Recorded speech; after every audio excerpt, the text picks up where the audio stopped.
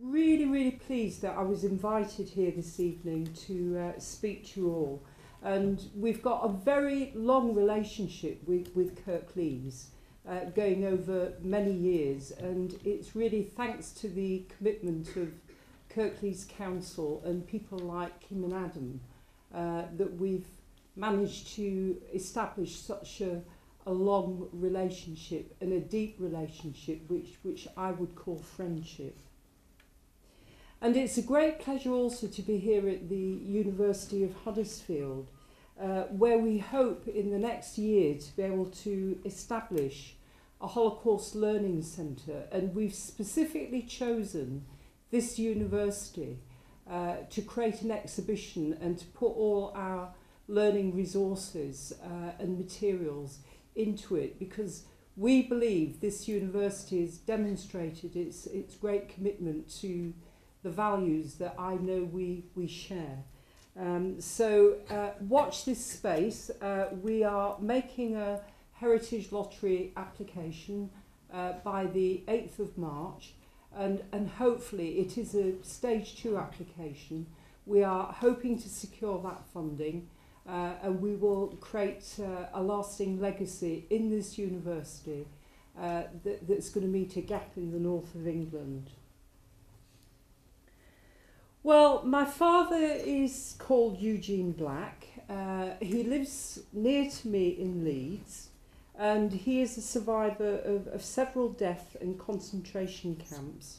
And he came to Britain in 1949 to make a new life. For those of you who know my father, he is a man of great intelligence, but he's got an exceptionally dry sense of humour and a rather dark humour sometimes. And this is sometimes the way with survivors, that their humour is rather black. He's the man who told the German state minister on the occasion of the 60th liberation event at Bergen-Belsen that it was the first hot meal he ever had in Bergen-Belsen. He does send his very best wishes to his numerous friends in this room, and he apologises for not being here this evening. His health isn't very good. His spirit is strong, as he says, but his flesh is rather weak. Facing the Holocaust means probing not only such phenomena as mass murder, Nazi policy and the statistics of death, and a chain of historical, political and military events, but also we need to understand the manner in which people dealt with extreme situations and profound ethical dilemmas. The story of the Holocaust is first and foremost a human story, and any discussion of its victims, its perpetrators, or those who stood by and watched must attempt to understand the human being involved. The encounter between students and anyone who wants to learn about the Holocaust, and the ordinary people who were present in the events of the Holocaust, their daily lives and reality, must serve as the foundation for meaningful educational work. And survivors in Yorkshire provide these individual stories. Attention must focus not only on the heroes of uprisings and resistance on the one hand, or on high-ranking murderers on the other. It's imperative that we remember and attempt to understand the difficulties and dilemmas confronting those whose names were all but lost, along with their lives. And it's only in such a manner will it be possible to create a real and intimate connection between ourselves and the subject matter, and to begin to discern the commonalities and the differences between our own period and that of the Holocaust. The Holocaust was a historical event in which extremes of human capacity for evil were brought into sharp relief. At the same time, however, it was also a historical event that brought out extreme cases of uncommon human courage and compassion. Our encounter with these two opposite ends of the human spirit call upon us to constantly examine our own personal ethics and conduct. And this year's theme for Holocaust Memorial Day is Don't Stand By. Now, last Sunday, I had the great honour to chair a question and answer session with the son of Sir Nicholas Winton, who rescued over 600 children on kinder transports from mainly what was then called Czechoslovakia. And it's a story of great encouragement and proof that one individual can act and make a difference. Now, Sir Nicholas, he didn't wait for the government or an organisation before he acted. He saw the terrible conditions at first hand when he went to Prague, and he took focused and direct action personally. So for 9 months of the 106 years that he lived, he found families who would take the children and pay £50 so they were not a burden to the state. He organised visas, and when they weren't forthcoming, he even forged them. His one abiding regret was that the last train he organised did not leave. It was too late and World War II broke out. We both reflected together that we were both second generation, and there were a number of second and third generation in this room tonight. His story was one of rescue, but mine was the opposite story. So I'm sorry to tell you that I don't have a story of great courage and great rescue. My father's story is one where people did stand by. They really stood by, and not only did they stand by, but after they'd been deported, they went into their homes and they took everything that they had. They didn't only stand by, but ordinary people, and it was ordinary people like you and me, they actively participated in state-sponsored murder of 6 million Jewish men, women and children, and 5 million other people, Roma, Sinti, people with disabilities through the T4 euthanasia programme, Jehovah's Witnesses, gay people, Soviet prisoners of war, who were the first people to be experimented on and gassed in Auschwitz, and political opponents and just about anybody who didn't fit in. Now, whether they drove the trains or they helped with the deportations or they filled in the paperwork, of which there was a huge amount, each action contributed to the ultimate outcome of genocide. And whilst it's true there were examples of people who did not stand by and acted with great personal courage, by and large the system and the values of National Socialism were so well organised, embedded across the whole of Europe, that nothing short of the Allied invasion to free Europe could stop it. Even in the last stages of the war, when victory for Germany was impossible, their ideology drove them on to complete their task of murder.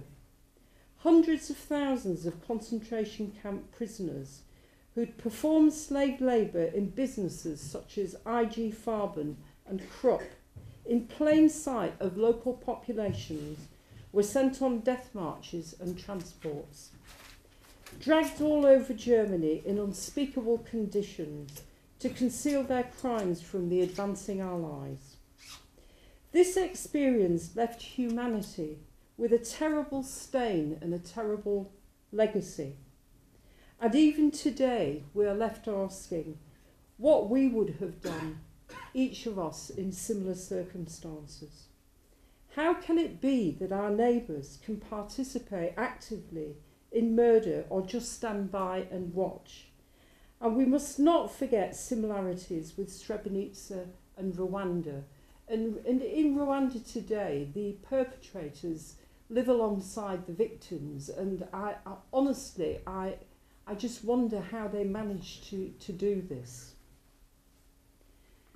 When I think about 1 billion refugees today in Europe, Did you know that by the end of World War II, there were over 20 million men, women and children displaced from their lives across the whole of Europe, but especially in Central and Eastern Europe?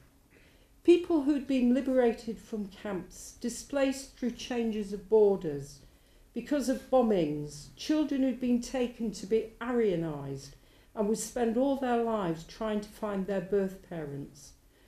For most of the Jewish survivors, they had no homes to return to and nobody to go back to. As in my father's case, he was the sole survivor. Their home, business and belongings had been taken by local people as soon as they were taken. In some instances, when people went home, they were murdered, as was the case in July 1946 in Kielce in Poland, when 41 returning Jews were murdered in a pogrom and 50 more badly injured by local people who feared they would be asking for their homes back. And this is what makes me feel so uncomfortable and challenged at all levels. That my father's experience reveals the very worst in human behaviour, as well as later on after liberation, the very best. And I've questioned all my life how this could be possible, that an ordinary person can be living an ordinary life, and such cataclysmic events can change everything forever because they're seen as different and the other.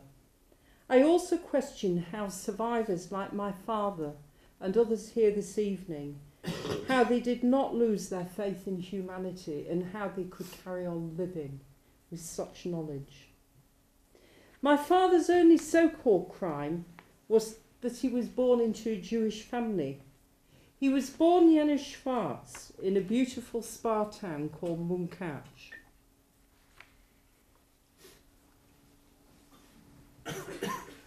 Munkács is in Hungary, and he was the youngest of 5 children.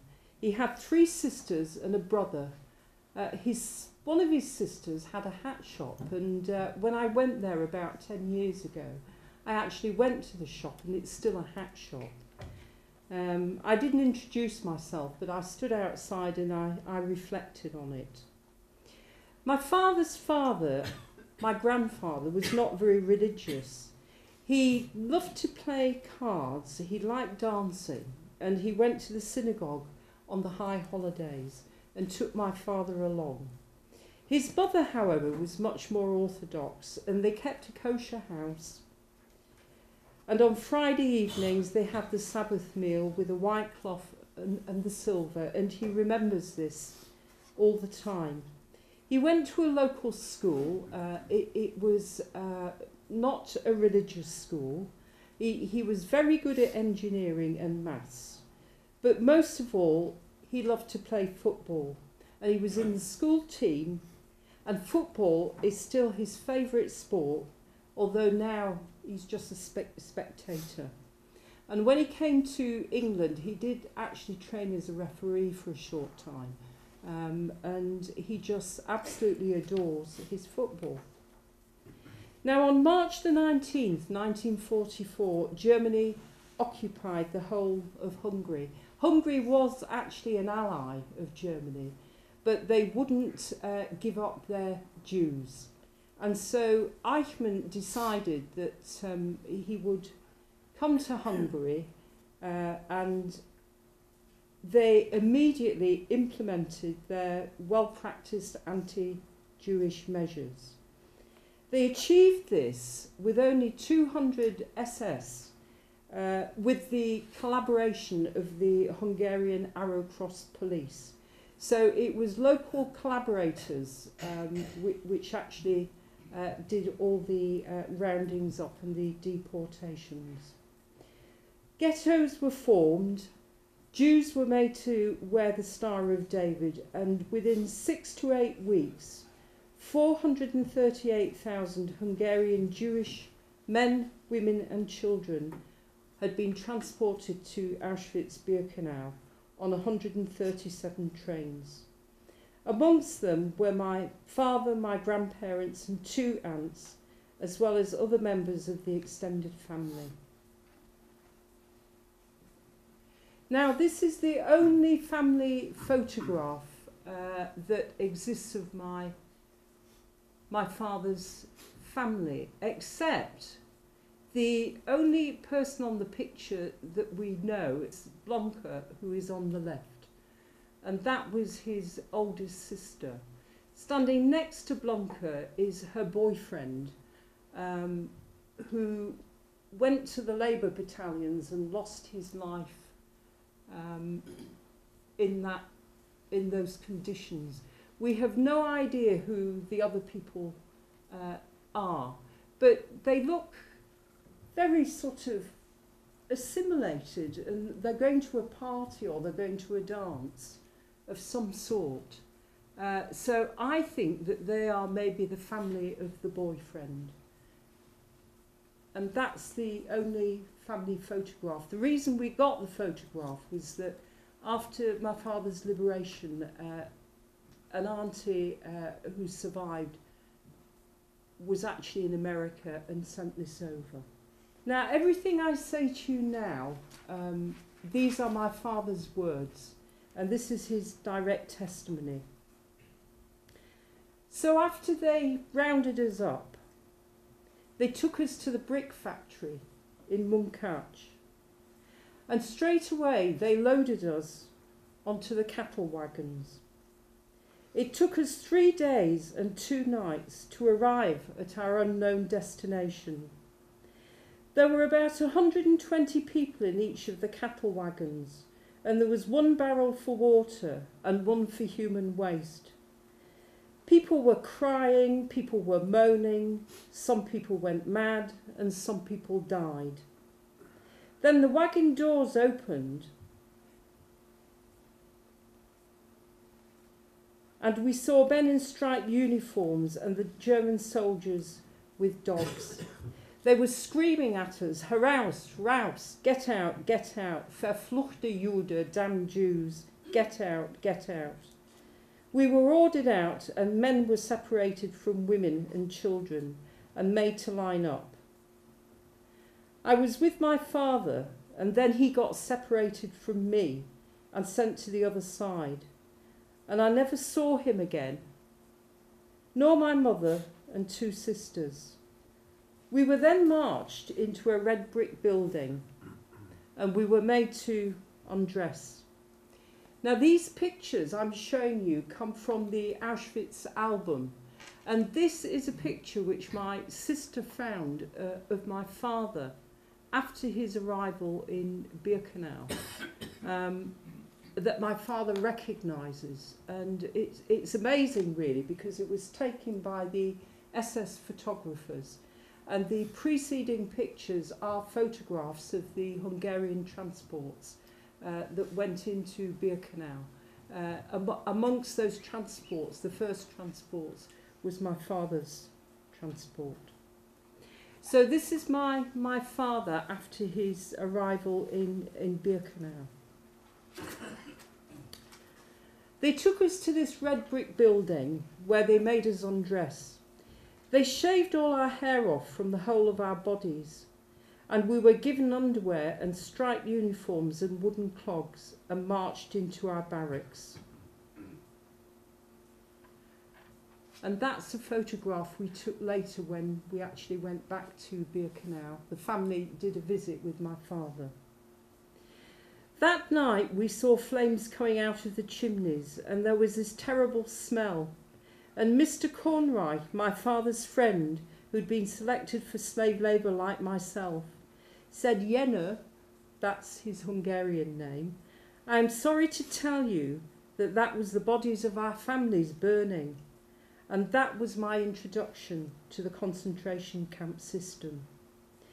Now, my father didn't stay long in Auschwitz, and after about 10 days, 1,000 Hungarian Jewish men were taken back to the ramp, back into the cattle wagons, same procedure, 2 barrels, doors locked, no idea what was happening. And after a few days, they arrived at the concentration camp at Buchenwald. They were offloaded again, lights were blazing, it was dark. They were marched through the camp into what was known as the Little Camp.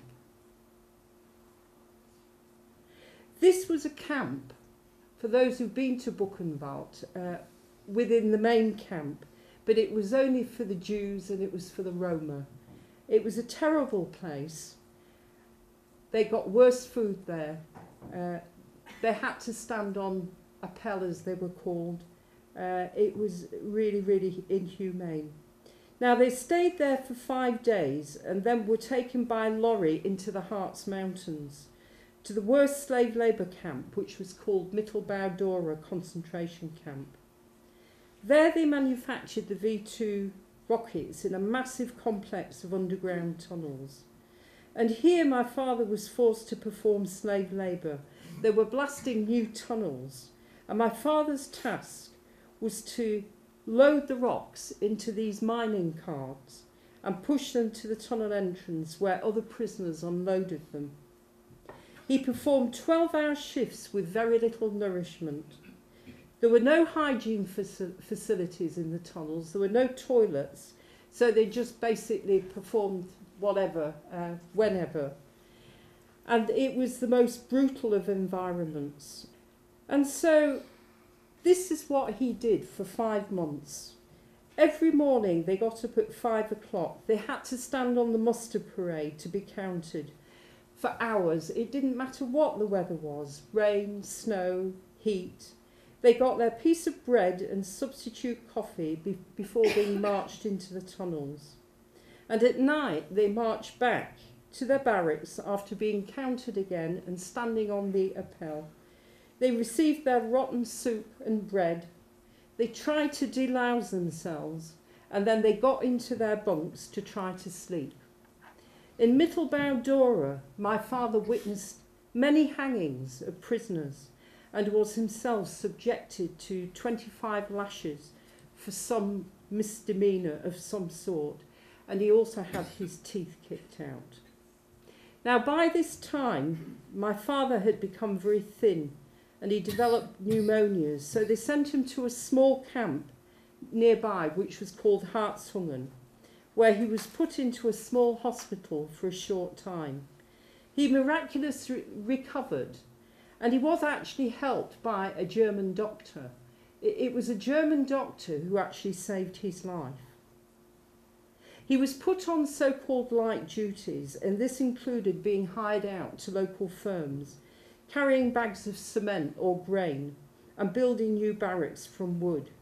And he remembers clearly marching through local towns and villages, and people throwing stones at him and spitting at them, poor miserable creatures that they were. And by March 1945, the war had really been lost by Germany, but as the Allies advanced across Europe, the Germans did everything possible to conceal their crimes. Prisoners were sent on death marches to avoid them being liberated and to conceal these crimes against humanity. So one day my father was loaded back onto a train in a cattle wagon, and they were sent all over Germany. They spent 7 days and 7 nights on this train. They were bombed, they had no food, they had no water. They kept trying to offload them, but nobody wanted them. From time to time, the train pulled up and they had to throw out the dead bodies. Eventually, they arrived at a ramp in the woods. They had no idea where they were. They were offloaded and made to march. And anyone who could not keep up was shot. And then they arrived at their destination, and only 500 out of approximately 3,000 marched through the gates of Bergen-Belsen. Here they were put into Camp Number 2, the former SS barracks.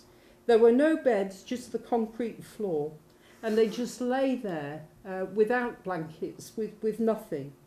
And in the week before liberation, there was no food, there was no water. And by this time, my father weighed 35 kilograms. People were just dying around him, just dropping like flies. He saw people biting into the flesh of other people who were dead. He said he never did that, but what he did do, he used to go through the pockets of dead people to find a crumb, which he said he never did find a crumb. And in that last week before liberation, they ate the grass. And then on Sunday the 15th of April 1945, they were made to go to the parade ground and line up those people that could still stand. And he remembers it was a beautiful sunny day.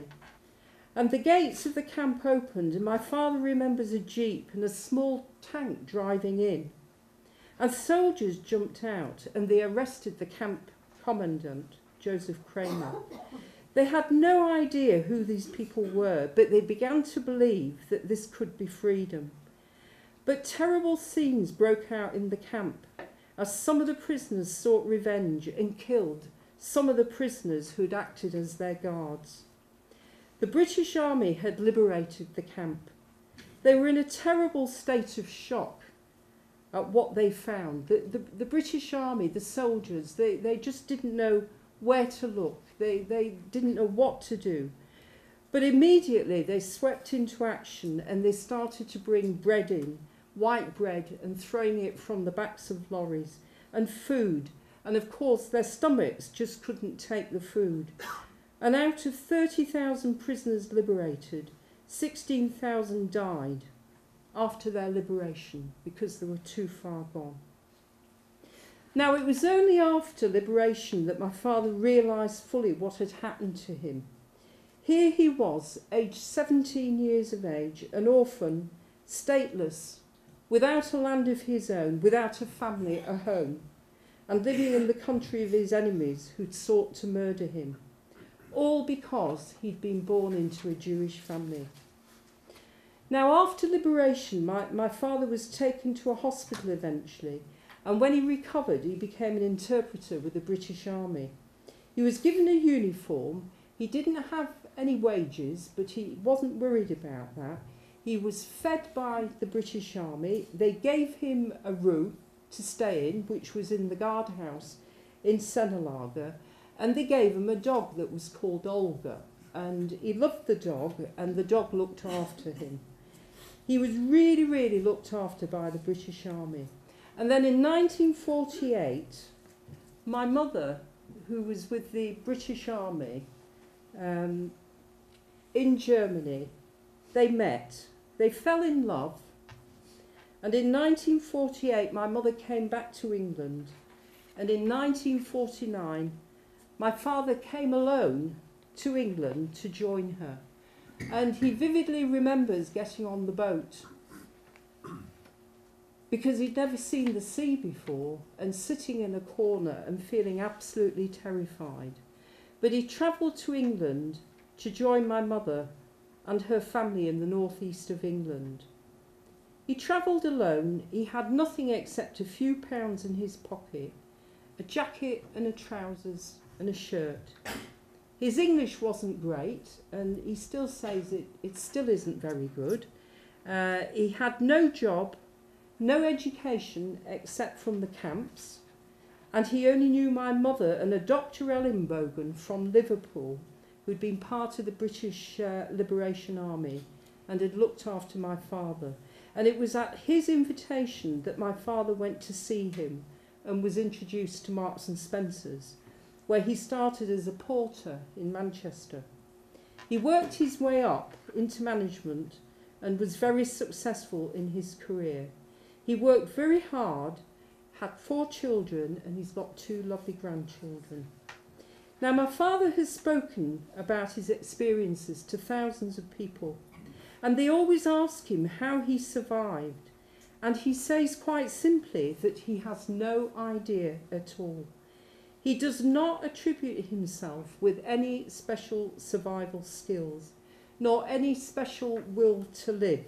In fact, he thought about throwing himself on the electric wire sometimes, but he saw other people do this and thought this was too horrible.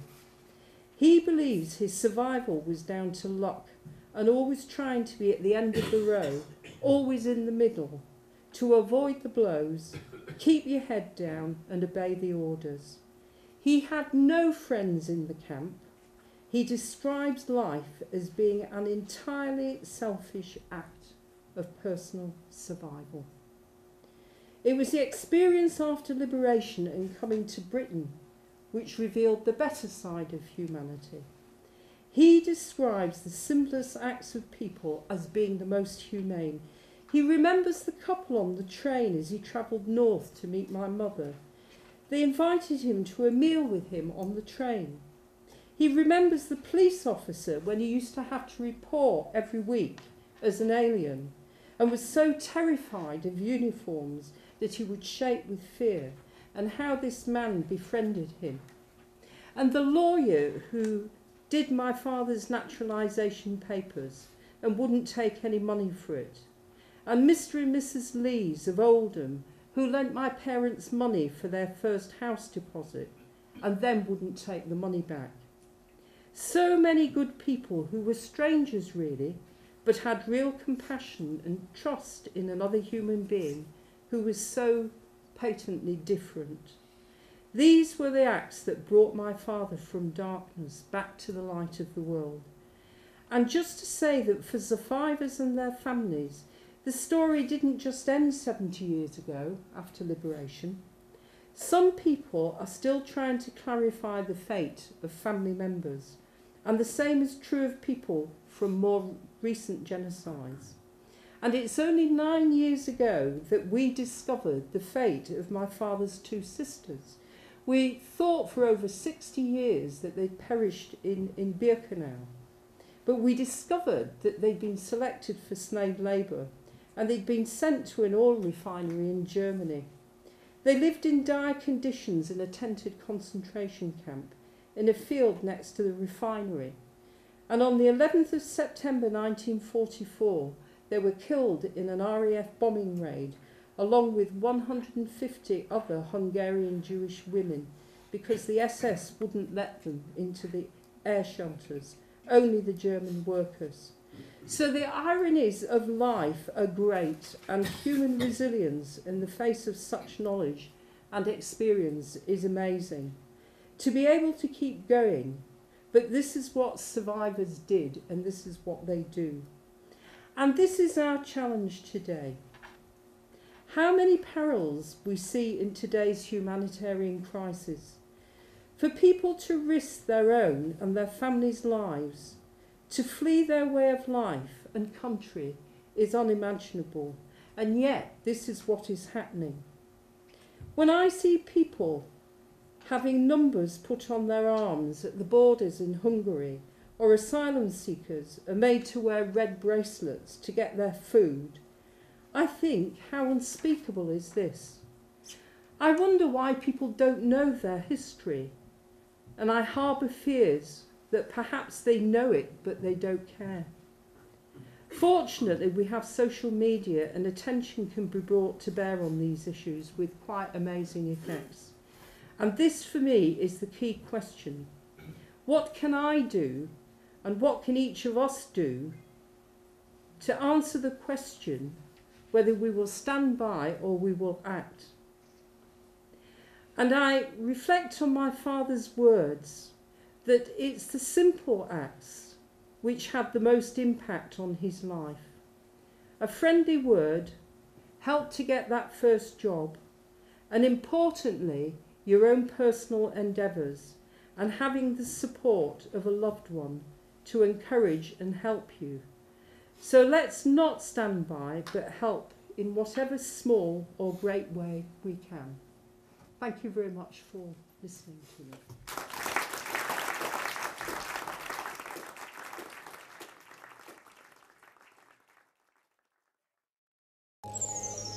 The University of Huddersfield, inspiring tomorrow's professionals.